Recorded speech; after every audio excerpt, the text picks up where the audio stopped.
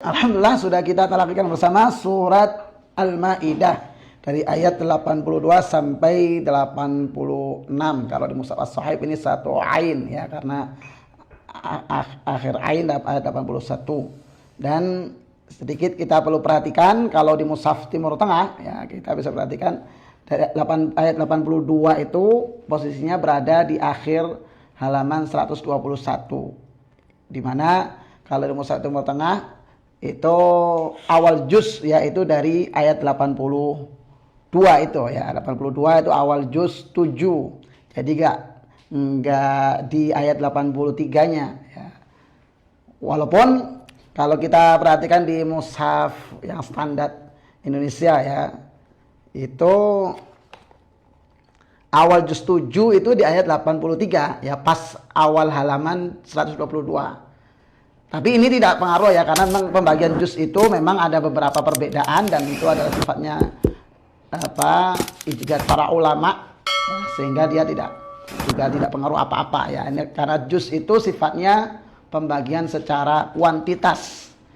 Dan perlu diperhatikan juga bahwasannya juz itu bukan patokan berhenti atau memulai tilawah ya. Sekali lagi, kalau itu kan di buku Shaibu Tilawah saya bahas ya, ada keterangan singkat di bahasan waqaf.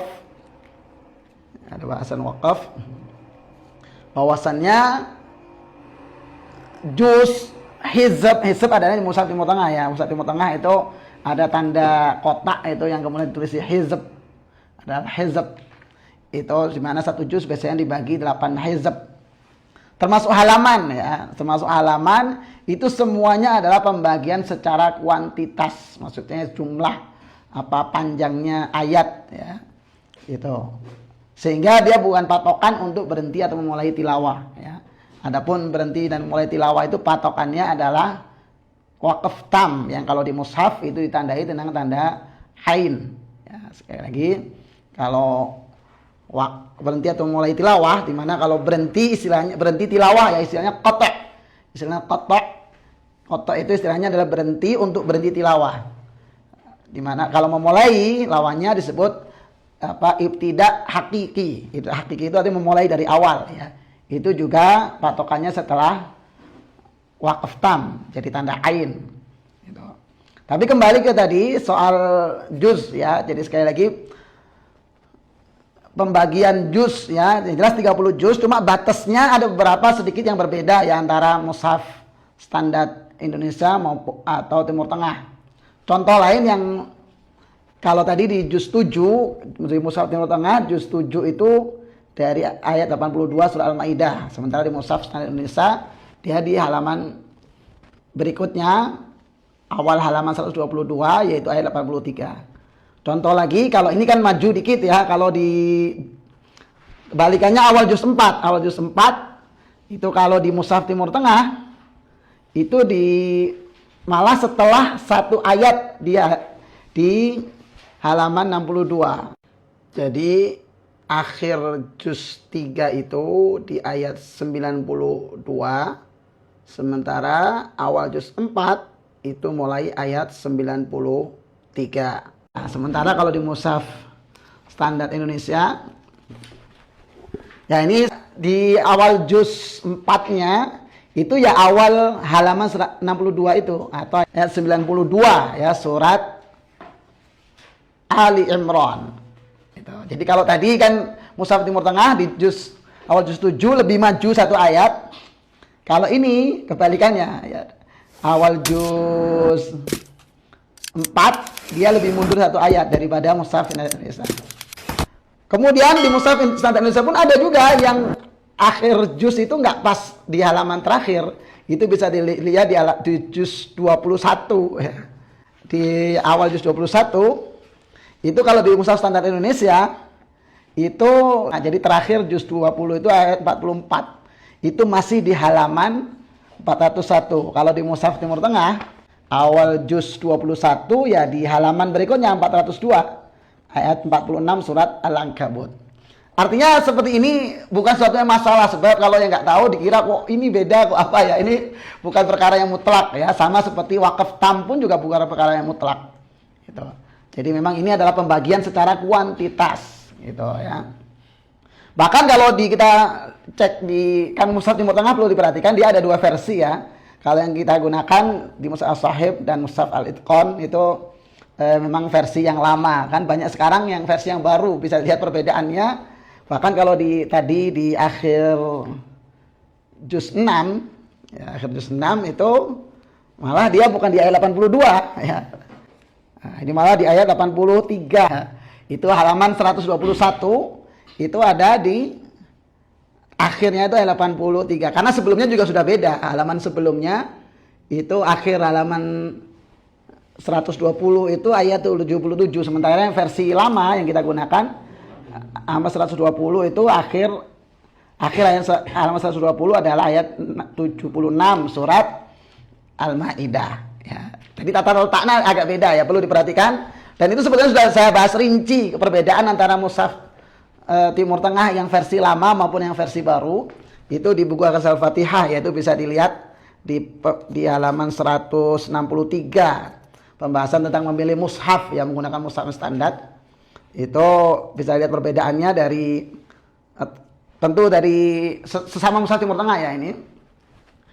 Antara yang versi lama dan versi baru yang itu mulai dari tentu ujung-ujung sebelah kiri atau sebelah kirinya pasti banyak bedanya, tapi yang sampai berbeda akhir halamannya itu sudah saya sebutkan semua di sini, mulai dari halaman 120, halaman 121, terus kemudian sama paling banyak itu di juz 29 sama juz 30. Paling banyak juz 30, bahkan banyak berbeda di akhir, di ujung halaman itu ayatnya malah berbeda ya. Gitu. Tapi prinsipnya semuanya mushaf Utsmani ya, baik mushaf Indonesia maupun mushaf Timur Tengah ya, semuanya itu adalah rasm Utsmani. Itu sekali lagi hanya berbeda tanda baca saja. Tapi untuk penghafal memang ya disarankan menggunakan mushaf yang sama dia gunakan ya, artinya tata letaknya. Nah, kita memilih memang yang versi lama karena secara tata letak itu yang lebih mirip dengan standar Indonesia ya. Kalau yang mirip tata letaknya dengan mushaf standar Indonesia atau singkatan resminya MSI ya, mushaf standar Indonesia, itu mushaf Timur Tengah yang versi lama ya. Seperti tadi di akhir halaman 121 itu kalau di mushaf standar Indonesia sama ayat 82, kalau yang mushaf standar Timur Tengah yang versi baru kan di ayat 83 gitu ya. Jadi perlu diperhatikan bahwasanya ada. Kalau yang tidak menghafal mungkin nggak merasakan ya. Jadi artinya kalau yang ini akan pengaruh kalau kita menghafal. Kalau nggak menghafalkan tilawah doang ya nggak masalah. Nggak masalah, beda tata letak. Tapi prinsipnya seperti itu. Kemudian kembali tadi kalau patokan berhenti atau memulai bukan juz ya. Kecuali kalau di akhir juz itu pas tanda ain misalnya ya. Pas tanda ain, contoh di juz 1, 2 misalnya itu pas tanda ain semua itu. Namun misalnya contoh di awal juz 5. Nah, bagaimana kalau kita misalnya pinginnya tilawah patokannya sehari 1 juz ya, gampang, nggak ada masalah ya, nggak ada masalah. Tinggal ditambahin aja sampai ainnya. Misalnya contoh kita hari ini jadwal kita membaca juz 4 misalnya. Nah, sementara tanda ainnya itu tidak di akhir juz pas. Juz 4 itu terakhir ayat 23 surat An-Nisa. Tanda ainnya dari ayat 22. Ya berarti kalau kita sampai situ berarti kan kurang dikit 1 juz ya. Ya bagusnya lebihin aja sampai ain berikutnya ayat. Tinggal tambahin aja ya, gampang aja, tinggal sampai ain ayat 25. Begitu ya, tambah 1 halaman doang mah. Ya sebentar banget gitu. Jadi sekali lagi untuk patokan berhenti memulai bukan juz, kecuali pas akhir juz itu juga tanda ain ya. Tanda ain, biasanya tanda ain adalah mushaf Indonesia, tapi kalau yang mushaf As-Shahih ini mushaf Timur Tengah tapi kita tambahkan tanda ain juga gitu. Seperti kalau juz 1, juz 2 itu semua akhir juz pas tanda ain, itu bisa jadi patokan. Tapi intinya patokannya bukan karena juznya, tapi karena ainnya. Adapun ketika kita memang mentargetkannya tilawah 1 juz misalnya, ya tinggal kita pasin aja ainnya. Itu maksudnya kita tambahin dikit gimana ainnya. Contoh lagi misalnya di awal juz 9. Juz 9 itu ini wakaf tam itu adalah satu tema ya, satu pokok bahasan. Kalau tadi akhir juz 4 ke awal juz 5 itu tentang mahram ya, tentang bahasan mahram. Ya, mulai dari hurrimat alaikum ummahatukum seterusnya, itu semua bahasan mahram, artinya yang haram dinikahi ya. Sampai kemudian wakaf tamnya di ayat 25. Kalau di akhir juz 8 sebelum ke juz 9 itu ainnya terakhir di ayat 84. Ya, itu akhir kisah tentang Nabi Lut. Nah, ayat 85 itu masuk tema baru, yaitu kisah Nabi Syuaib. Sampai ain lagi, wakaf tamnya satu tema tentang Nabi Syuaib ini ada di ayat 63 di juz 9. Ya, artinya kalau kita ingin pas lagi jadwal juz 8 ya udah sampai ayat 63 saja gitu kan. Sesimpel itu ya. Jadi jadi nggak akhir juz banget karena ini masih satu pokok bahasan. Jadi itu ya sedikit pembahasan tentang ini karena sering jadi pertanyaan untuk orang-orang yang memang sedang semangatnya tilawah, tetap semangatnya dijaga sambil terus kita meningkatkan ilmu kita ya, terus tetap belajar, tapi semangat tetap harus dijaga ya.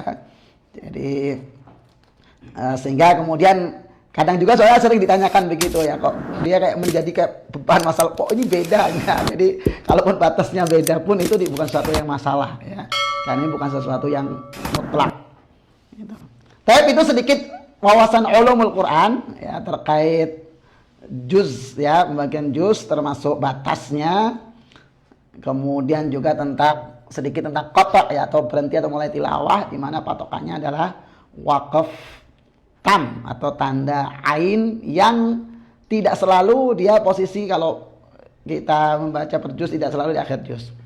Namun yang sudah pasti akhir surat itu pasti wakaf tam. Ya, sekali lagi akhir surat itu pasti wakaf tam. Karena sudah jelas pasti satu surat ya, satu surat pasti satu pokok bahasan. Ya, akhir surat itu pasti sudah bisa digunakan patokan berhenti tilawah. Memulainya juga awal surat juga termasuk ibtida hakiki, ibtida tam. Ibtida tam itu juga termasuk awal surat sudah pasti ibtida tam. Jadi bisa kita mulai tilawah dari awal surat. Adapun tadi yang di tengah surat ya kita lihat ainnya ya. Dan ainnya memulai itu ya setelah tanda ain, setelah wakaf tam sehingga disebut ibtida tam. Ya, kalau ibtida harus tam memang. Kemudian berhentinya itu di wakaf tam, walaupun boleh di wakaf kafi. Tapi nanti ketika memulai kembali tetap harus dari setelah ain ya, kalau ibtida'nya ibtida' tam itu. Kalau qata' berhenti tilawah itu boleh di wakaf kafi, hanya saja nanti kita memulai itu harus di ibtida' tam. Contoh sederhana ya, contoh simpel saja yang paling gampang, misalnya di awal Al-Baqarah itu kalau mushaf as-sahib ya, misalnya kita membaca dari ayat pertama ya. Itu ada tanda ain di ayat kelima, kita lanjut sampai ayat 6. Ya, ayat 6 itu masuk kategorinya secara ilmu wakaf kafi. Kita boleh ketika kita berhenti di situ qata, tetapi nanti kalau mau tilawah lagi tidak bisa langsung di ayat 7. Ya, harus dari setelah ain sebelumnya, yaitu di ayat 6, kembali ke ayat 6 lagi. Itu kecuali kalau kita berhenti ini di ayat 7 itu kan tanda ain pas ya, wakaf tam, maka kita bisa memulai langsung dari ayat 8 kalau mau tilawah lagi ya. Intinya begitu ya. Nanti contoh wakaf kafi itu di ayat 6 surah Al-Baqarah, kita berhenti tilawah di situ misalnya karena batal tiba-tiba misalnya gitu ya, taruhlah gitu. Gitu. Atau bahkan kita wakaf dimanapun misalnya kondisi tidak sempurna, bahkan karena mungkin tiba-tiba batal wudu dan sebagainya, tetap nanti memulainya nggak boleh langsung di akhir yang kita baca. Kita harus ibtidaknya dari setelah ain, mundur dikit.